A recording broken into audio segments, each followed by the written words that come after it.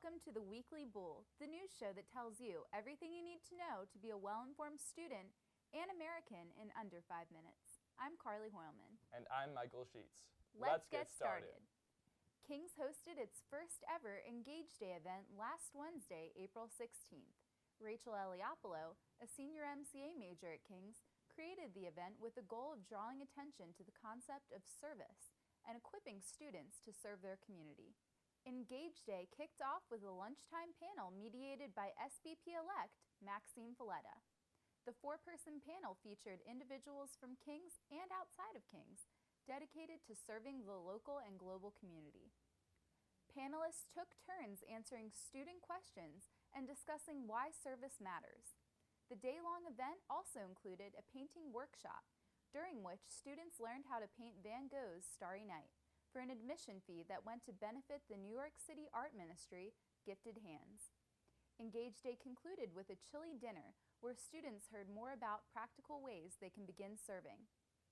Though Engage Day emerged from an idea for a senior project, Eliopoulos hopes that the event will become an annual opportunity for students to focus on how they can better serve those around them.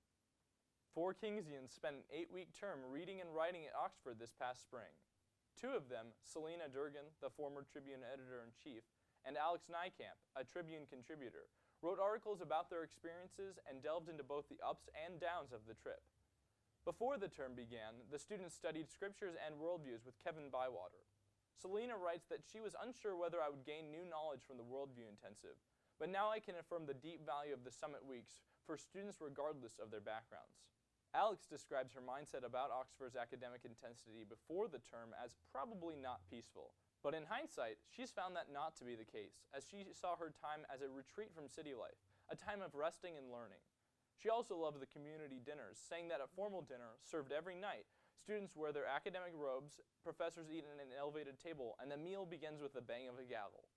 I found myself entering into an era that is long past outside Oxford's walls. Selena found her experience with the weekly reading assignments to be enjoyable as well, stating that even though some of the essays were so dense and technical that they took a day or two to finish, I loved it and was able to learn so much in such a short time period. To read about the rest of their experiences, check out the full articles on the Tribune website. King's Rugby, it's a thing. The King's Rugby Sevens Club traveled upstate over Easter weekend to compete in its inaugural tournament at SUNY Stony Brook. Under the leadership of King's Athletics Director Sean Horan, the team competed in the B pool at the SUNY Sevens tournament. Horan, who also coaches the top-ranking New York City Sevens, formed the team by recruiting interested male King's students with varying degrees of experience. After only 6 weeks of practicing as a team, King's managed to tie Columbia University's B team in the 4th and final game of the tournament. To read more about the match results and to see photos from the event, visit EmpireStateTribune.com. Looking to get involved in writing, journalism, or broadcasting next semester? The Tribune is always looking for enthusiastic reporters, columnists, photographers, graphic designers, video editors, copy editors, and more. Staff members, besides the fun of breaking stories and working with each other, have landed internships at media outlets like the International Business Times, the Washington Times, the Daily Caller, the Blaze, the New York Post, and the National Review. The EST developed in multiple facets these past 2 semesters, from the launch of a weekly column and the Weekly Bull, to our breaking coverage of city events, to the wide range of reporting on campus this semester. Credibility and experience comes with the opportunity of having articles, photographs, or videos publicly published. To find out how you can get involved, contact Managing Editor Corey O'Connor or Editor-in-Chief Carly Hoilman.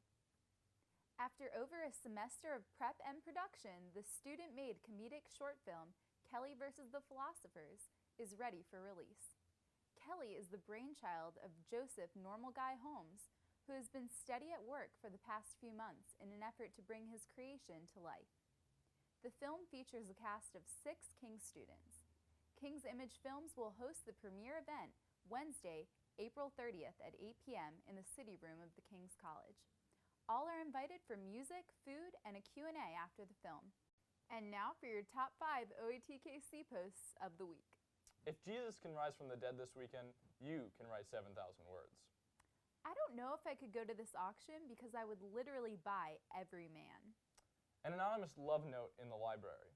I loved you like the fall of Rome, for the empires crushed to dust, beneath your heels, for the buildings that burnt to ash beneath my hands when I touched you. Dear Chick-fil-A. We have better turnout for Crafts chess games than TKC basketball games. I gave up Dwayne Reed for Lent last year. Those are the headlines. Remember to follow the Empire State Tribune on Facebook, Twitter, and Instagram for more top stories. Signing off for the last time this year, I'm Michael Sheetz. And I'm Carly Hoilman. Thanks for bearing the bull. Right, you say where you're on. I hope I'm Your Majesty. Q&A after the film. Thanks to my writing, I sometimes forget when to stop reading the teleprompt.